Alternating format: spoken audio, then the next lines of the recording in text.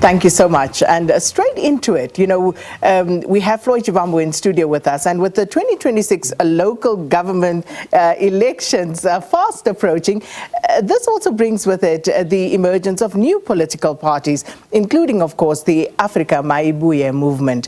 And the party was recently launched by former EFF Deputy President and former uMkhonto WesiZwe Party Secretary General Floyd Shivambu after a nationwide consultation process. Now, the Afrika Mayibuye Movement says that among its sole functions and roles, it seeks, upon attaining power, to exercise political authority with the utmost responsibility in order to harness state capabilities for profound socio-economic renewal, thereby ensuring that every South African reaps the reward. The president of Afrika Mayibuye Movement, Floyd Shivambu, joins us in studio. Good morning and welcome. Yeah, good morning, Sakina, and morning to the viewers of Morning Live. It has been a long time. It's been a minute since I've seen you in person. Yes. And I'm glad you're here. It's a time to catch up as well, because it's one thing reading about things, it's another having a conversation face-to-face about it. That they must talk, yes. Indeed. So, looking at the current political setup, the IEC has over 600, I think 609 parties registered currently. Of course, they're in the process of deregistering some, so that number may change. But looking at that situation and where we find ourselves as a nation, is there space for another political party? That is the exact question that I asked those that came in June 2025. So after the uMkhonto WesiZwe had said that I must go to Parliament, or must go back to Parliament as a member of Parliament representing uMkhonto WesiZwe, a significant number of leaders of traditional councils, of kingdoms, of religious institutions, and a lot of people that we were interacting with when we were leading in the EFF and MK, they came to say that, why don't you start a political party? Then I said that I think that there are so many political parties that are existing, but let us perhaps go and listen to the people as to whether we should form a political party. That could be a better approach in terms of how we approach the whole question. And then, of course, we then announced on the 19th of June a process that said that we're going to listen to different constituencies in South Africa on whether there must be a formation of a political party. And an overwhelming majority of the people that we interacted with said we must not form a party.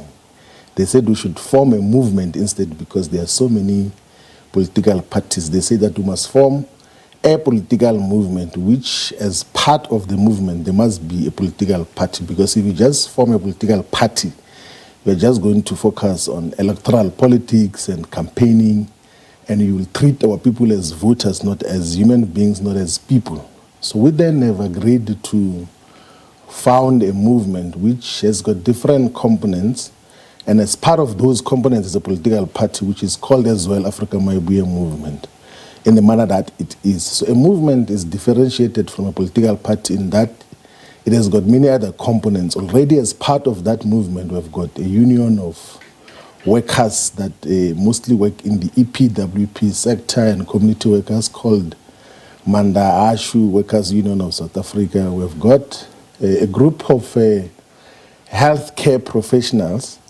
who already are organizing themselves as Mayibuye Medics, who say that they want to form part of the movement. And they're actually part of the movement. They've been rolling out primary healthcare activities and health screening in different communities pro bono.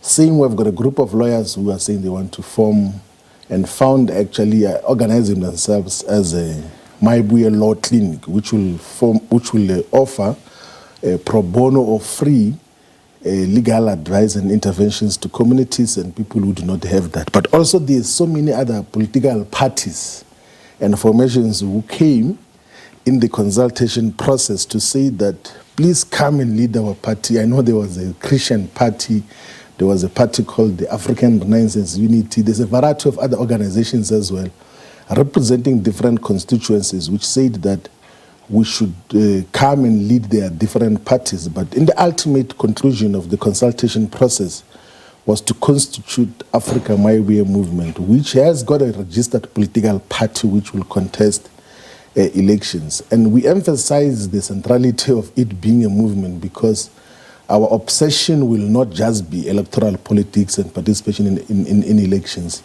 It will be about what do we do now? What are the interventions that we can make now?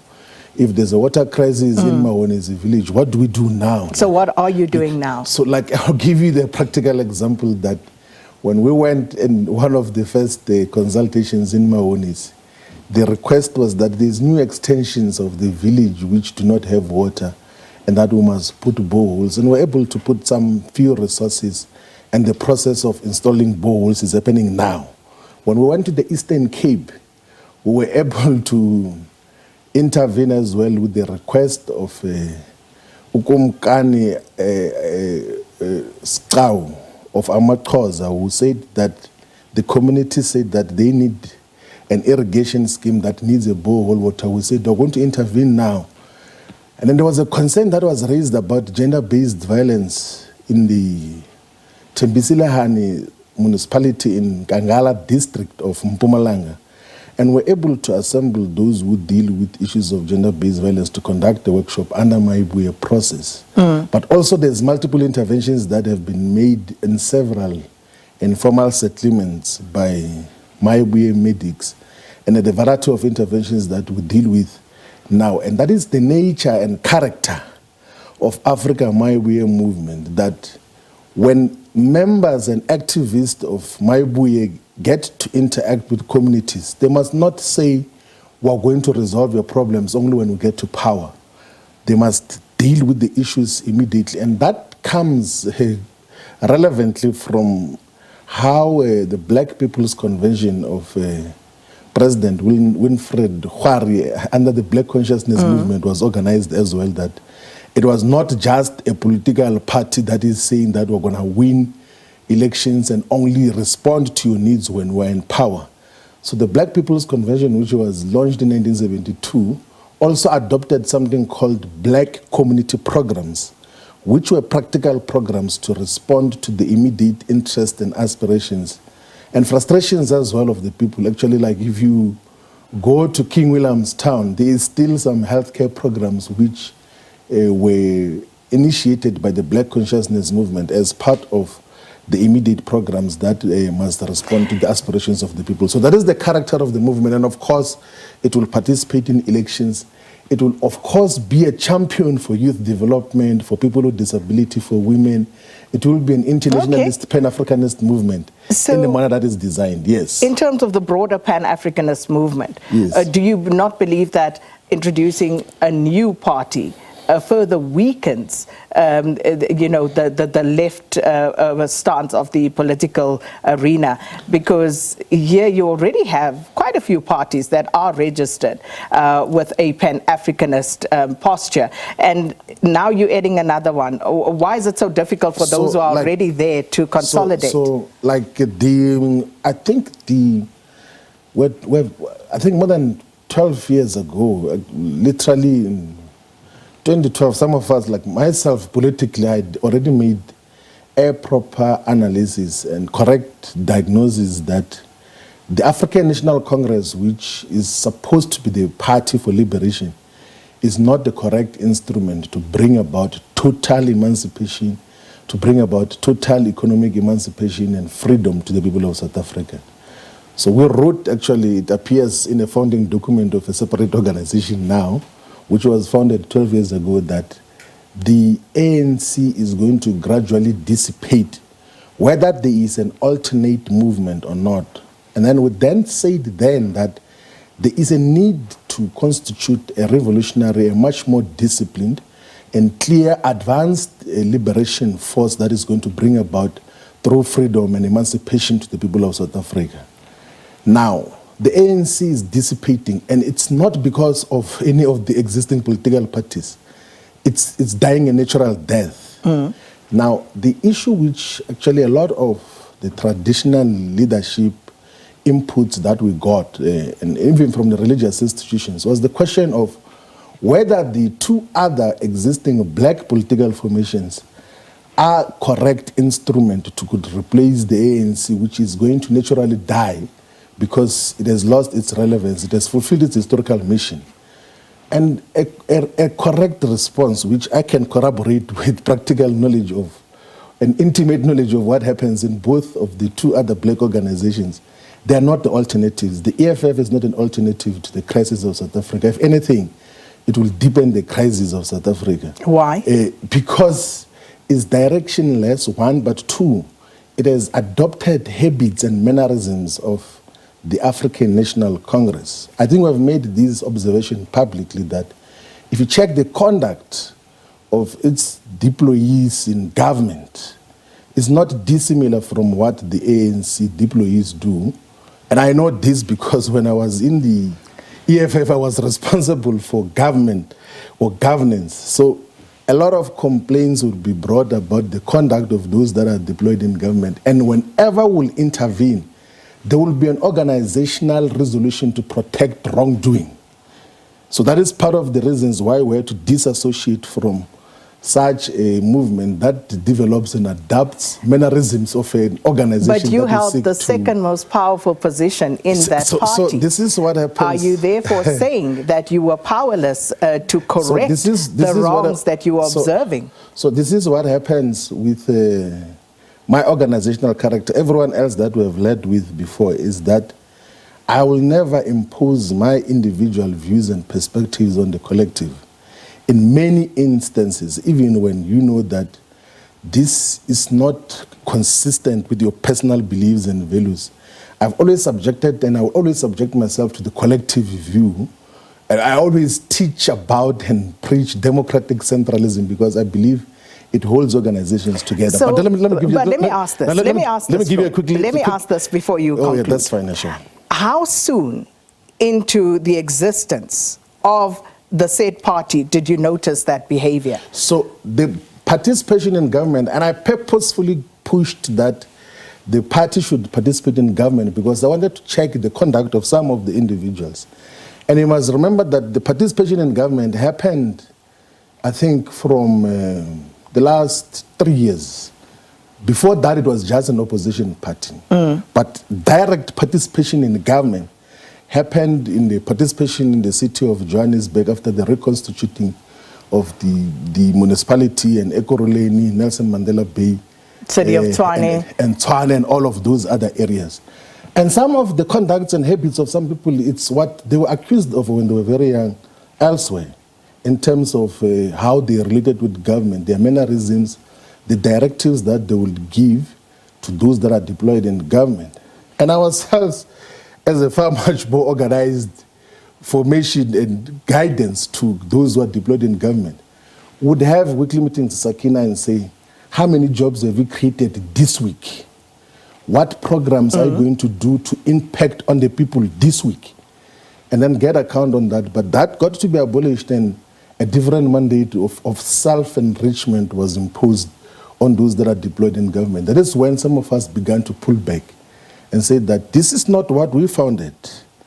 This is what we could never associate with such a type of politics in terms of what got to happen. That is why. But then you go from that. That is why. Then you move from that to a party of a man that you are on record as having accused of corruption, even grand corruption in this country, and you go and join that party, even though you say you left the previous party because you were opposed. So I took one of the best decisions politically ever, that you have 2.5 million people who have shown confidence in uMkhonto WesiZwe in South Africa, and in their respect. And after having observed that uMkhonto WesiZwe, the party, was struggling to find organizational sense and resonance, largely due to inexperience on founding organizations and putting systems in place, I said that we cannot leave a constituency of 2.5 million people not represented in a qualitative and clear way. And that is when I agreed fully to go and contribute. But where did your sentiment change about the leader of the party and his character? Look, I think I gave this background before. So before the formation of uMkhonto WesiZwe party in October 2023, before the announcement in December 2023, on the 16th of June about the formation of uMkhonto WesiZwe party, we had a very political and ideological discussion with President Zuma to then illustrate what were the weaknesses during his occupation of the presidency positions, and then of course we didn't retract the criticism that we gave about his relationship with the Guptas, who said that that was wrong. Even when I was in MK, I'd say that it's an era which must never relive. And that, by the way, was happening against some members of MK saying to President Zuma that he must go and see the Guptas in India. But we still stayed firm on the principle that there are certain wrongdoings that were happening. But we thought that because there was beginning to be a movement or a beginning to be traction that is being gained by uMkhonto WesiZwe, let us consolidate an alternative to the African National Congress, because it is dissipating whether we are there or not. So the participation in uMkhonto WesiZwe was a very honest and fair attempt to form part of those who should constitute an alternative to the African National Congress, because it is going to die a natural death, and we need a liberation force that is going to represent majority of the people of South Africa. And we believe that Afrika Mayibuye Movement is what is going to represent the people of South Africa. Right. And that is why we are there. What's the target of Afrika Mayibuye for the upcoming local government elections 2026? Look, we in terms of the mandate that we have from all the people of South Africa, is that we should contest elections in all the 4,364 wards of South Africa. So we are going to field the candidates in all the municipalities, in all the wards, to say that we offering an alternate, honest political agenda and developmental program, which is going to uplift the lives of our people in a much more corrupt-free and clear, transparent fashion, and not the shenanigans that people have been subjected to of disrespect by councillors, but uniquely as well.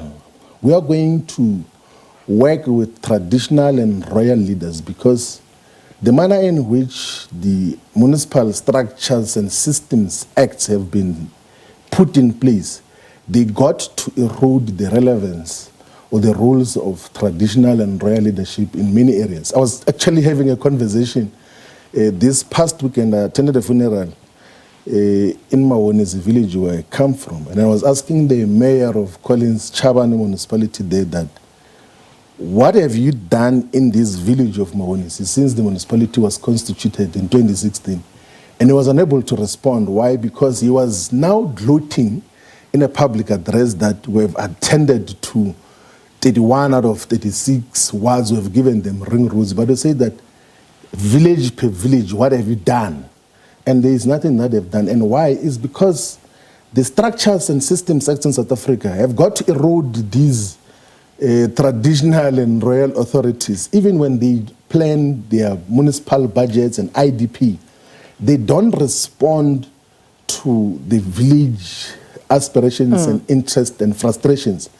I can tell you now that there are so many rural areas and villages in South Africa which have never seen anything that looks like government, maybe except social grants, since 20, 30 years ago, in the manner that it happens. So we want to, in a very dynamic and much more modern and clear democratic fashion, involve traditional and royal leadership in the management and governance of our communities, because those areas have been neglected in a manner that is not explainable. We cannot explain that there's higher levels of underdevelopment in those areas. Now, our obsession is not about just the numbers. Our obsession is about the development of the communities, and we will offer an alternative to the people of South Africa that here, this is who we are, this is what we offer, and if the people who vote for us will appreciate and will honor that with dignity. We've got some tweets, and as we go to them, let me ask you this. You know, with regard to transparency, you speak about transparency. You want to register and contest every single ward in the country. Yes. How are you going to fund that, and how is your party being funded at the moment?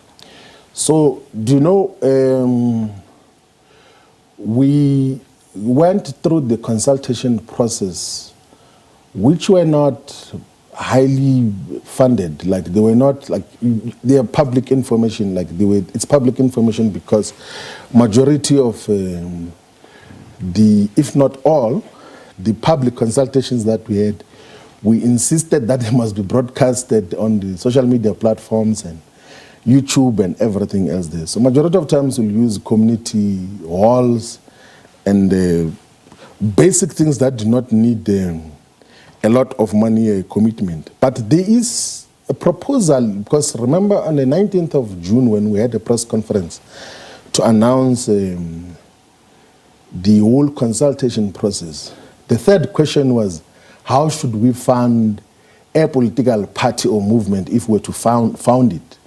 And there are a lot of substantial submissions that says that the membership, the people who associate with the organization, without them spending a single cent on the organization, can have a mutually beneficial relationship with the organization.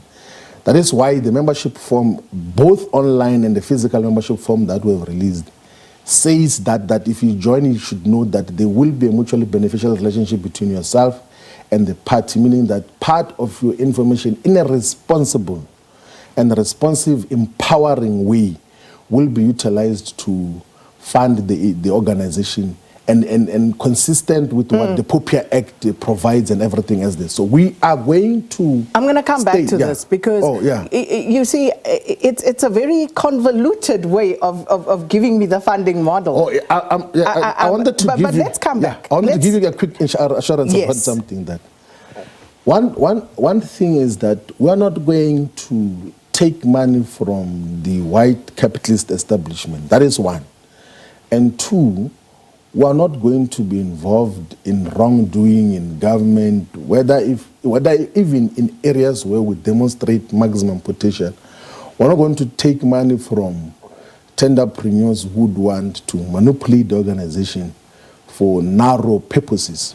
We're going to have a model which we will publicly speak about that involves the membership base of the organization and the supporters to say that if we were to make these contributions, how do we get to sustain the organization? Actually, the Secretary General of Mayibuye, Pile Mahlaba, was showing me some numbers that even if we were to get some contribution of 10 rand, we'll be able to sustain the organization for a very long time, because there's nothing mega expensive that we're going to engage ourselves in that will require millions and millions of rands. We'll work with what we have on a case-by-case basis, but we're not going to take wrong money in pursuit of a political agenda. We'll speak on that case-by-case basis as we go to the elections. So this one is from Paiwe, who says, yes, it does. Afrika Mayibuye Movement has brought some fresh air and it is attractive to all age groups. And another one is from Elias, who says, morning SKLM, I think it's just a mushrooming of political parties and individual power-mongering. We're subjected to the tautology of ideas that divides black votes, nothing else. Every Tom, Dick and Harry just opens a political party in this constitutional democracy. That's from Elias. Let's see another one. Joshua, who says, was there a formal election process before he assumed the presidency, or did he appoint himself? Yeah, let's quickly deal with that. The formative processes and stages of any organization, you assume certain leadership responsibilities. Like in the EFF when we started, by the way, before there was an elective conference, it was 18 months. And we're referring to the current leader as a president by that time. 18 months later, he was elected as a president. WesiZwe is towards 2 years now. It has not been to an elective conference. It's not going to any elective conference to elect a president. I was the Secretary General of WesiZwe. I never went to an elective conference. And there are other organizations, some are even government. I think the other one is the one of Patriotic Alliance. They were founded 10, 12 years ago. They've got a president. They've never been to an elective conference. Herman Mashaba, I forgot the name of the party of Herman Mashaba. Action SA. Yeah, Action SA. So in the Afrika Mayibuye Movement, the structures that we have put in place, because in the process of consultation, in an anticipation of a possibility that we were going to get a collective and popular mandate to take this route, we have got structures, and then we then resolved that we should constitute ourselves into a formal organizations and not with interim responsibilities. With responsibilities, but the immediate mandate is to call a national convention, which is going to formalize the leadership question, but the founding documents, and also this document which we have, which is called the Restoration Manifesto, which is the founding document. And it's available in all the platforms of. How does it materially differ from what the EFF and uMkhonto WesiZwe and other manifestos It's proclaim? Substantially different, because what it does, it gives a far much more detailed and accurate historicization of South Africa as to just where we come from as a people. It then sets a clear agenda to reflect what people made as input during the consultation process. So there is 100 diagnoses of the problems of South Africa in this document to say that this is the reason why a political movement should be founded. And we're actually saying in the press conference when we're announcing Afrika Mayibuye Movement that even one of those reasons were adequate to could found a political party. Like even the manner in which the rural communities in KwaZulu-Natal, Namshabalingana in Zululand, in Tukela, in emergence, spoke about the land question. Even on the land question only, there will be basis to found a political movement. But there's 100 reasons. Based on landlessness, on jobs, on inequality, on the lack of development in rural areas. I'm loath to do it. On lack of free education, but I'm going a variety of reasons. Let me push you for quick fire questions and answers in the interest of time. So Mxolisi asked, who are the other members of the executive? I didn't respond to the question that, so we in the Afrika Mayibuye Movement, we are referred to in the titles that were referred to now. We're going to constitute a national convention which will now establish the leadership structures through what we call deliberative democracy. Yes, which is a hybrid of deliberations on the leadership question, but if it needs be, there will be those that will be voted to be established. But now we are in the positions that we're in. So I'm the president of Afrika Mayibuye Movement. Who are the others in the leadership structure? We've got two deputy presidents, Robert Mwenda, who is also the president of Mausa, and then Nolubaba Lomqinga, and then the Secretary General is Spepile Mahlaba. We've got two deputy Secretaries General, Gabsile Shongwe from Mpumalanga and Ludalu Belo from Gauteng. And then we've got a fundraiser general, his name is Menzima Gubane. And then we've got the Treasurer General, which is separate from fundraiser general, is Tsepo Mahanuke. And then we've got National Chairperson, is Mabatomo Kauso from the Northern Cape. And Deputy National Chairperson is uMkhonto from Mpumalanga. We've got a National Organizer, Patrick Sindane. Deputy National Organizer is Lindy Spiers. And then we've got then those who participate in the national officials, like Mr. Fana Mukwena is the head of special projects, political education. We've got Prince Kiting Mukotedi as the head of legal. We've got Archbishop Zondo as well as the chaplain general. As part of the leadership collective that we have, and we've got Philip Mahlangu as the head of traditional affairs in the leadership collective of, and then we've got Mzandile Sabele Goge as the head of mobilization, and those are the core that constitute. And then of course we've got. Okay, the core, I think the core will do. The core will do for now in terms of responding to that question. And then, of course, seen on social media in preparation for this interview, where people are saying you already have factions emerging within the movement. There was some video that was being circulated. So are you concerned about that? No. So there is no factionalism in my way, and there will never be factionalism. So do you know, like, the good thing is that myself, in my entire leadership roles, from the ANC Youth League to the Economic Freedom Fighters, to uMkhonto WesiZwe, I have never been involved in any faction. I've never sat in a factional meeting, and I am able to pick up when people behave in factional way. Okay. So there will never be any factionalism in Afrika Mayibuye. We'll nip it in the bud. Those who call separate meetings will be removed from leadership responsibilities. There will never be factionalism. It will be the only organization without the demons of factionalism, because we know what factionalism is. And that's not being autocratic. It's not being autocratic. So factionalism is when you want to subjugate the collective mandate to a group's mandate. Okay. And we're not going to operate like that. Every issue that we deal with in Mayibuye will be collective process. One answer, one word answer. I asked you earlier, what is your target for the elections? It's total victory. So Afrika Mayibuye Movement is existing to achieve total victory in all the elections that we participate in. Total victory, local government elections 2026 for the Afrika Mayibuye Movement. That was Floyd Shivambu, president of Afrika Mayibuye Movement, and no doubt we'll engage him and all the other parties a lot more leading up to the elections.